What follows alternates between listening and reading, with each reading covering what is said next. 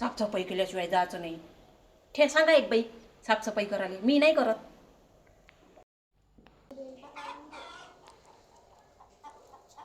द्या मला 3,000 रुपये. 12 महिन्यापासून जरा मी ब्युटी पार्लरमध्ये नाही गेली. त्या पटकन मला 3,000 रुपये. तुले ब्युटी पार्लरले पैसे देतो, पण दिवाळीले पूर्ण घरातले साफसफाई झाल्याशिवाय तुले गावले जाऊ देणार नाही. सांग मग. काय? मी काही करत नाही घराची साफसफाई. मी आपल्या लाडक्या बहिणीच्या अकाउंटमधले पैसे काढतो आणि त्यानं जातो ब्युटी पार्लरमध्ये. तुम्ही काय म्हणता? मी का माझ्या भावाच्या गावले जाऊ नये काय मग? हां, लय हुशार दिसता तुम्ही तर. साफसफाई केल्याशिवाय जायचं नाही. सांगा एक बाई साफसफाई करायला, मी नाही करत. मग तुले पैसे नाही पाहिजे काय? अव्व, 100 नोटा आहे म्हटलं, 100 नोटा मोज मा समोर. नाही पाहिजे काय पैसे तुले? नाही पाहिजे मला पैसे, राहू द्या मग. अजून विचार कर, नाही पाहिजे काय? बस तुमचे पैसे कोण्या कामाचे नाही मायावाल्या. ठीक आहे, राहू दे मग. डबल भेटणार नाही, विचार करजो. जा तिकडे. बाई सांगून द्या एक साफसफाई करायला. आता तर देतच नाही तुले मी. नका देऊ, नाही देत.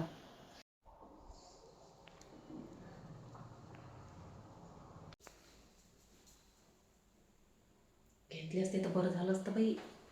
10,000ची गड्डी होती, 200च्या नोटा. घेतली असते तर बरं झालं असतं. टप्पल टिप्पल कामं केली असते, साफसफाई. आणि झाली बा केलं असतं. ह्या माणसाला कामाला जाऊ दिलं असतं. चालली गेली असती मी आपल्या मायच्या घरी. मला बी भला पस्तावा येऊन राहिला. चाल घेऊनच घेतो याच्या बादचे पैसे. काय करायचं आहे, थोडीशी टापल टिपल करून घेईन इकडून तिकडून. हात फिरव करव. चुती काय करायचं आहे. झाली तर भेटल ना मायच्या गावी. द्यावं, देऊन द्या पैसे. नाही जात मी मायच्या गावले. घरातली साफसफाईच करतो मी. देऊन द्या ते गड्डी माझ्याकडं. अहो, आता पण तुला मी लय लोणी जिरवलं. घे म्हटलं पैसे, घे म्हटलं. घेतलं काय त्या?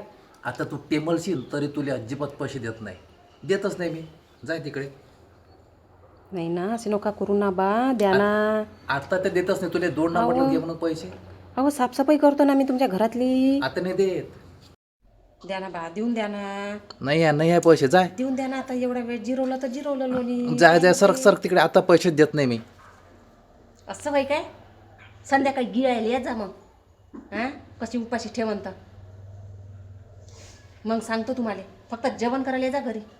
सांगतो मग कसं राहते तर. नाही उपाशी ठेवून, नाही दरवाजाच्या बाहेर ठेवून तर.